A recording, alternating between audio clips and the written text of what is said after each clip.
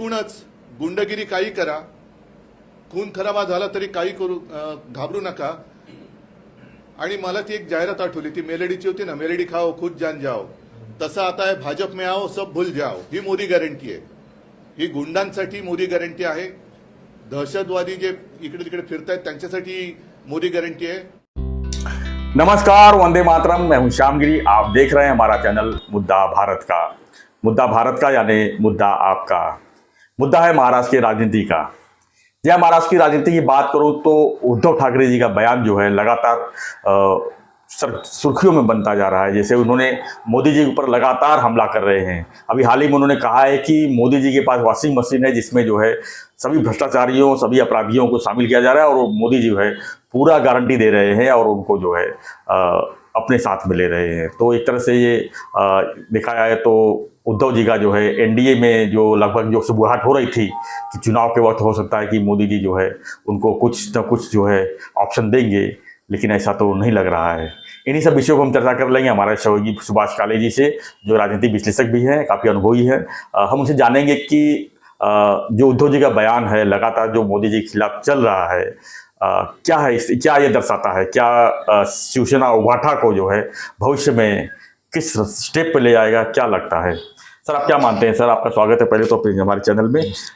जो उद्धव जी का बयान सर लगातार इस तरह कभी इस तरफ आता है, कभी उस तरफ आता है, कभी मोदी जी के खिलाफ एकदम जम के बरसते हैं, तो क्या इनकी बौखलाहट है कि कुछ और है? क्या लगता है कि ये महाविकास अघाड़ी को बल मिल रहा है इससे, कि इंडिया गठबंधन को कुछ उसमें जगह मिल रहा है? क्या है जी, हर एक नेता का अपना अपना एक टेम्परामेंट है जी, हर एक नेता की अपने अपने एक सोच है. हर एक नेता का अपना अपना एक स्वभाव है जी, और उस स्वभाव के अनुसार, उसकी सोच के अनुसार और उसके एक टेम्परामेंट के अनुसार वो अपना वक्तव्य करते रहता है. जी, जैसे कि संजय राउत जी है, नारायण राणे जी है, नीलेश राणे है, दूसरी तरफ विनोद तावड़े जी है, देवेंद्र फडणवीस है, कांग्रेस के शरद पवार जी है, सुप्रिया सुळे जी है. ये मतलब सब हर एक दिग्गज नेता लोग हैं अलग अलग. हर एक का अपना अपना टेम्परामेंट है और अपने अपने हिसाब से लोग वक्तव्य करते रहते हैं. और यहाँ हम अगर देखते हैं तो उद्धव जी का एक टेम्परामेंट कुछ अलग है और दुर्भाग्य से वो एक पार्टी के हेड है, बड़े नेता है और बाला साहब ठाकरे के चिरंजीव हैं, जो आज पूरे महाराष्ट्र जिनको मानते आया हुआ है और जिसके लोगों के उनके ऊपर विश्वास और श्रद्धा थी. ऐसे बाला साहब ठाकरे जी के चिरंजीव होने के कारण उनके ऊपर काफ़ी बड़ी जिम्मेदारी है. और शिवसेना जैसी पार्टी चलाना एक बड़ा आसान बात नहीं, चुनौती है. और आज की तारीख में तो बहुत बड़ी चुनौती. बिल्कुल बिल्कुल. जब से एकनाथ शिंदे भी बाहर चले गए हैं और इस चुनौती को मेरे हिसाब से वो संभाल नहीं सक रहे. उनका हर बयान जो मैं अभी पिछले कई महीनों से देख रहा हूँ कि उनका हर बयान ये एक कहीं ना कहीं उनका फ्रस्ट्रेशन जो निकलता है बाहर, उस तरीके से होते जा रहा है. और इसका देखो, किसी हम राजकीय पार्टी के नेता है, वो तो विरोधी पक्ष में है, तो नेचुरली सत्तारूढ़ पार्टी के ऊपर आरोप करना, उनके ऊपर उनकी गलतियां दिखाना, उनको विरोध करना, ये तो काम ही है जी. लेकिन वो काम करते वक्त अपना बैलेंस नहीं जाना चाहिए, ये बहुत जरूरी है. हम जब कोई बयानबाजी करते हैं तो वो किस तरह की बयानबाजी है, क्या वो व्यक्तिगत किसी को हार्म कर रही है, क्या हमारे बयान से क्या पार्टी का भला होना वाला है या नुकसान होने वाला है? क्या हमारे वोटर्स को ये मेरा बयान अच्छा लगेगा या बुरा लगेगा? मेरे कार्यकर्ताओं को मेरा बयान अच्छा लगेगा या बुरा? ये किसी भी नेता को ये सोचना बहुत ज़रूरी होता है कि जो हम बयान कर रहा हो, जो हम स्टेटमेंट कर रहे हैं, उसका असर क्या होगा. और दुर्भाग्य से मुझे ऐसा अभी लग रहा है कि आजकल का जो माहौल है, आजकल के कुछ नेता बिना सोचे समझे बयानबाजी करते रहते हैं. उससे उनका पार्टी का भी नुकसान होता है, उनका व्यक्तिगत नुकसान भी होता है और वोटर लोग उनसे दिन ब दिन नाराज होते जा रहे हैं. ऐसा आज की तारीख में ऐसा लग रहा है कि उद्धव जी के बारे में उनके बयानबाजी जो हो रही है वो कुछ उनके पार्टी के और उनके भविष्य के हित में नहीं।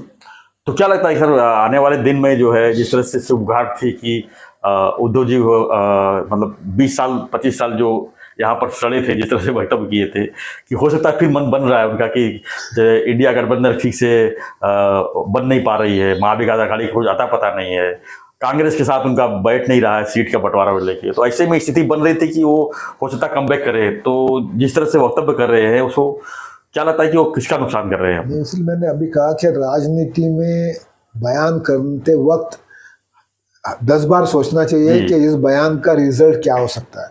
और राजनीति में जैसे मैंने पहले भी बोला था कि कोई आज का दोस्त कल का दुश्मन हो सकता है, कल का दोस्त तुम्हारा आज का कल का। नीतीश कुमार ने क्या किया देखिए ना। तो इसीलिए राजनीति में दुश्मनी और दोस्ती तो कभी भी चेंज हो सकती है। इसीलिए बयान करते वक्त हमको कल अगर उसके साथ हमको बैठना पड़ेगा तो ये वीडियो ना आए। हाँ, तो ये प्रॉब्लम अभी हम देखते हैं ना कि राजकीय नेता बयान कर डालते हैं और जब एक हो जाते हैं तो उनकी क्लिप दिखाई जाती है। लोगों की मेमोरी में आजकल तो क्या सब क्लिप रेडी रहती है, तुरंत क्लिप आ जाती है कि उन्होंने ऐसा कहा था, आज ऐसा कह रहा है जी। जैसे नीतीश जी बोले थे मर जाऊंगा लेकिन वापस बीजेपी में नहीं जाऊंगा। अब बीजेपी ने कहा था उनकी खिड़की जो है सब बंद है, हमेशा के लिए बंद। लेकिन ये सब राजनीति की बात है। इसलिए बयान करते वक्त मैं हमेशा बोलता हूं कि हम नेताओं को अपना बैलेंस रखना जरूरी है। आज उद्धव जी जिस तरीके से बयान कर रहे हैं, भले भी मोदी जी के खिलाफ हो, भारतीय जनता पार्टी के खिलाफ हो, अभी देखो राजकारण है। अगर बीजेपी के पास बड़े और अच्छे नेता लोग आ रहे हैं तो बीजेपी क्यों नहीं स्वीकार करेगी ना। उसको अपना दल तो मजबूत हर पार्टी को अपनी ताकत बढ़ाने का जरूरी होता है और हर पार्टी वही कोशिश करती है कि मेरी ताकत कैसे बढ़े, विरोधियों को कमजोर करने का। तो हाँ, ताकत अपनी और दूसरे पार्टी को कमजोर करना है तो उनके लोगों को अपने में लेना, ये तो एक राजनीति की बात है। तो ये तो होते ही रहेगा। और ये आज नहीं हो रहा है, कई सालों से हो रहा है जब से राजनीति चालू है। मतलब यहाँ तक के अगर इतिहास हम देखेंगे तो हमने ये भी देखा होगा कि कभी ये सरदार निजाम के पास था, कभी मुगल के पास था, तो कभी शिवाजी महाराज के पास था। ये तो चलते ही रहता, इसमें कोई बड़ी बात नहीं है। इसीलिए बयान करते वक्त सोचना चाहिए। और सबसे अहम बात है कि ये मेरे पार्टी को, मुझे और मेरे वोटर्स का उसकी क्या रिएक्शन होगी, ये फायदा होगा या नुकसान होगा।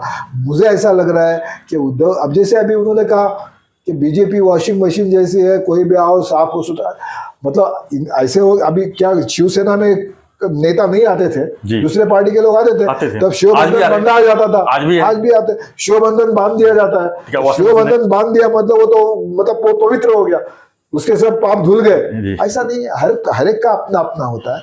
तो मुझे ऐसा लगता है कि ये तो चलते ही रहेगा, ये राजनीति है। और राजनीति में सिर्फ हर नेता को अपना बयान देने से पहले 10 बार सोचना चाहिए कि मेरे बयान का रिजल्ट क्या होगा।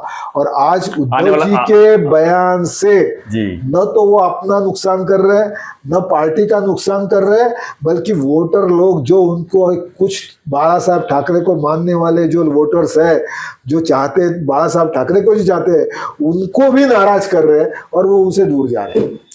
आदित्य जी भी थाने में आए थे, उन्होंने भी जो है शिंदे के खिलाफ जो है काफ़ी वक्तव्य किए कि वो मातोश्री में आकर रोए थे, हमको बचा लो ईडी से, हमको बचा लो सीबीआई से, इस तरह की बातें करते थे। और थाना में आके बोले हम उनके खिलाफ चुनाव लड़ेंगे, आज ही इलेक्शन करवा लो। तो ये सब चीज़ें क्या आपको लगता है कि आदित्य जी के मुँह से सही लगता है? ये बचपना है जी, मेरे हिसाब से। ये जो स्टेटमेंट कर रहे हैं आदित्य ठाकरे जी, ये उनका बचपन है। देखो इलेक्शन मतलब आप राजीनामा दो, वरली में आके मेरे सामने खड़े हो जाओ, या मैं आप थाना के सामने, ये सब ये बयानबाजी सब बचपन है। राजनीति में ऐसे बयानबाजी से कुछ फायदा नहीं होता है, उल्टा नुकसान ही होता है।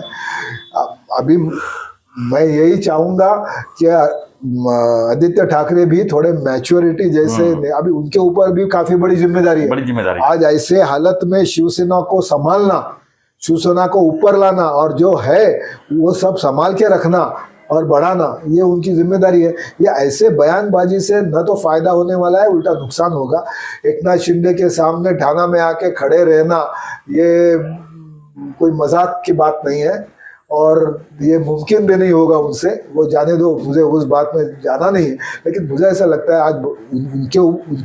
आज महाराष्ट्र आदित्य ठाकरे को भी एक भविष्य में बड़ा नेता करके उभरता नेता करके देख रही है, तो उनको भी अपना स्टेटमेंट, अपना बयान देते वक्त, अपना भाषण देते वक्त सोचना चाहिए, ताकि उससे फायदा हो, पार्टी का, उनका फायदा हो और वोटर्स उनके नाराज ना हो। धन्यवाद सर। तो हमारी चर्चा थी कि महाराष्ट्र की राजनीति में उद्धव ठाकरे जी का जो बयानबाजी है, खासकर मोदी जी के खिलाफ, वो कितना सही है, कितना गलत है। आपको क्या लगता है कि उद्धव ठाकरे जी की जो इस समय स्थिति है, मनस्थिति है, जो उनकी वक्तव्य है, आपको क्या लगता है? आप कमेंट बॉक्स में लिखिए और बने रहिए ऐसे खबरों के लिए, क्योंकि अभी लोकसभा चुनाव नज़दीक आ रहे हैं। बहुत से नेता लोग बहुत जगह जाके बहुत कुछ बोलने वाले हैं। हम जो है हर नेताओं के ऊपर नज़र रखे हुए हैं और आप तक पहुँचाने का काम मेरा है और मैं करूँगा। और देखते रहिए हमारा चैनल, आपका सपोर्ट चाहिए। और आपका जो चैनल को सब्सक्राइब नहीं किया सब्सक्राइब करें, लाइक करें, शेयर कीजिए। धन्यवाद। धन्यवाद सर। देवेंद्र जी फडणवीस का एक स्टेटमेंट मुझे, आपको शायद याद होगा, 2 दिन पहले ही जब अशोक चौहान आए थे पार्टी में, उस वक्त उन्होंने कहा था आगे आगे देखो होता है क्या। मैं वो स्टेटमेंट आप लोग सीरियसली ले लो, आगे आगे देखो होता है क्या। देखो महाराष्ट्र में और बहुत कुछ होने वाला है, भूकंप, बड़ा भूकंप होगा और बहुत जल्द होने वाला है। धन्यवाद सर, धन्यवाद। और भूकंप की जानकारी हम आप तक पहुंचाते रहेंगे। धन्यवाद।